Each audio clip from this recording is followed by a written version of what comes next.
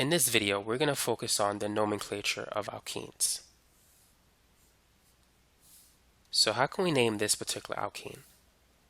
This is called propene. It's automatically on carbon 1, so we don't have to put a number to it. Now what about this one? Notice that the double bond is between carbons 1 and 2. And so we're going to choose the lower of the two numbers. And for 4 carbons, it's butane, but because we have an alkene, it's going to be butene. So that's 1 butene. Now what about this example? Actually, let me draw it like this first. How would you name this particular alkene? So in this example, we still have 4 carbon atoms, and the double bond is between 2 and 3, so this is going to be called 2-butene. Now what if it's given to you like this? So this is still 2-butene, but notice that we have the trans isomer. So technically this is trans 2-butene, if you want to be specific. And then this structure here is cis 2-butene.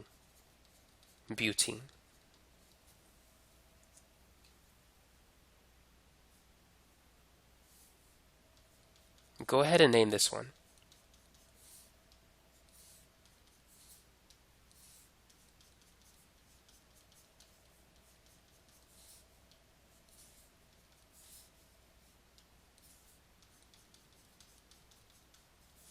So what's the name for that particular alkene? So 1, 2, 3, 4, 5, 6, 7. There are 7 carbons, and we have a double bond at 2 and at 5. So this is going to be a diene.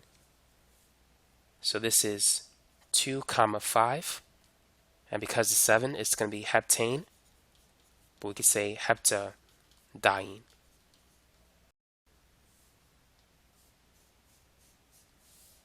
Now what about this one? Let's say if we have a methyl group. How can we name this particular alkene? So we need to give the double bond the lower number. So we need to put it at carbon 1. So this is going to be 4-methyl, 1, and we have 6 carbons in the longest chain. So that's hexane, but it's going to be 1-hexene.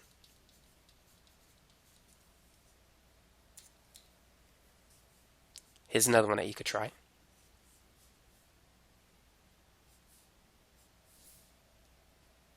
So let's say we have a chlorine atom, a bromine atom, and a double bond. So go ahead and try that. So this is going to be carbon 1, 2, 3, 4, 5, 6, 7. So we need to count it in such a way that we give the double bond priority. We give it the lower number. We still have to put it in alphabetical order. We have a 5-bromo, and we have a chlorine on 4, so that's a 4-chloro. And we have 7 carbons, so instead of saying heptane, it's going to be heptene, and there's a double bond at carbon 1. So putting it all together, it's going to be 5-bromo dash 4-chloro dash 1-heptene. And so that's how we can name this particular molecule. Now let's move on to the next problem. So how can we name this particular alkene? What is the longest chain? So looking at this structure, it appears that this is the longest chain. We have 8 carbon atoms. The only issue with this chain is that it does not include the functional group, the alkene. So we can't use it, even though it's the longest chain. So therefore, this is going to be the longest chain because it includes the alkene. So we have a 6-carbon chain, and the double bond is between carbons 1 and 2, so this is going to be 1-hexene. Attached to carbon 2, we have a propyl group. There's 3 carbons here, So we're going to say this whole thing is 2-propyl dash 1-hexene. So you need to include the alkene functional group in the longest chain. Now let's try some examples with cycloalkenes. So try these two examples.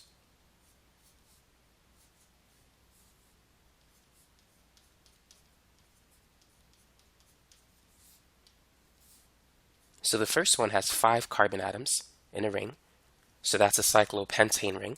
But with the alkene, it's going to be called cyclopentene. Now the one below it, we have a 6 carbon ring, so it's going to be cyclohexene. And then we have an ethyl group. So what is the number that is associated with the ethyl group? We can't count it this way because we need to give priority to the alkene. So automatically the alkene is going to be on carbon 1. So this should be called 3-ethyl cyclohexene.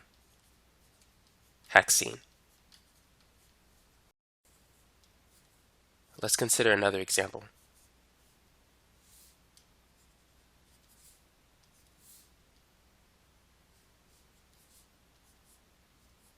So let's say we have a methyl group and a bromine atom attached to the ring.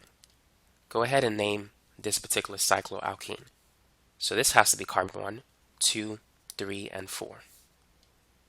So this is called 3-bromo, because we need to put it in alphabetical order, dash 4-methyl, and then after that, cyclohexene.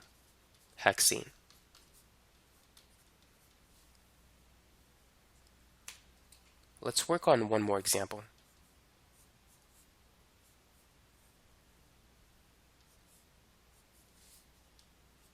So how should we name this particular alkene? And which is the best way to count it? So if we count it this way, the ethyl group will be on carbon 5 and the methyl group will be on carbon 6. But if we count it the other way, the methyl group is on carbon 3 and the ethyl group is on carbon 4. So we get lower number substituents. So ethyl comes before methyl, so it's going to be 4-ethyl dash 3-methyl, and then cyclohexene. So that's the answer. Now let's go ahead and move on to E and Z isomers. So feel free to pause the video and determine if this molecule represents the E isomer or if it represents the Z isomer.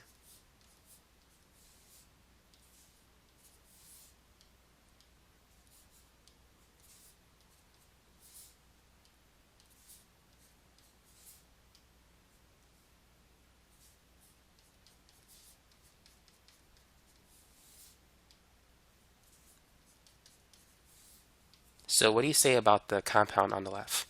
Do we have the E isomer or the Z isomer? So we need to identify the highest priority attached to each carbon of the double bond. So let's focus on this carbon. So comparing chlorine and hydrogen, which one has a higher priority? Chlorine has a higher atomic number, so this is going to be the highest priority group. So between these two, which one has a higher priority? It's definitely going to be Br. Now, when the two highest priority groups are on the same side, you have the Z isomer. For the compound on the right, comparing the hydroxyl group with hydrogen, the OH group has more priority. And comparing the methyl group with the ethyl group has more priority. And so when the highest priority groups are on opposite sides, then you have the E isomer. Now let's work on this problem. Go ahead and identify if we have the E or Z isomer and name the compound. So if we look at these two groups, we can see that the ethyl group has more priority than the methyl group. And comparing these two groups, the propyl group has more priority than the hydrogen.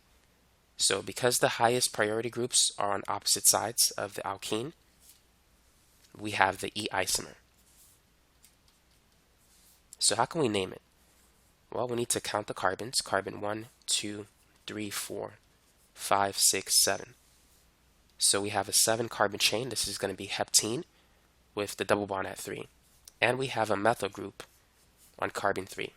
So first we need to write E to indicate the E isomer, and then it's 3-methyl dash 3-heptene. And so that's how we can name this particular alkene using the E and Z system. Now let's try another example.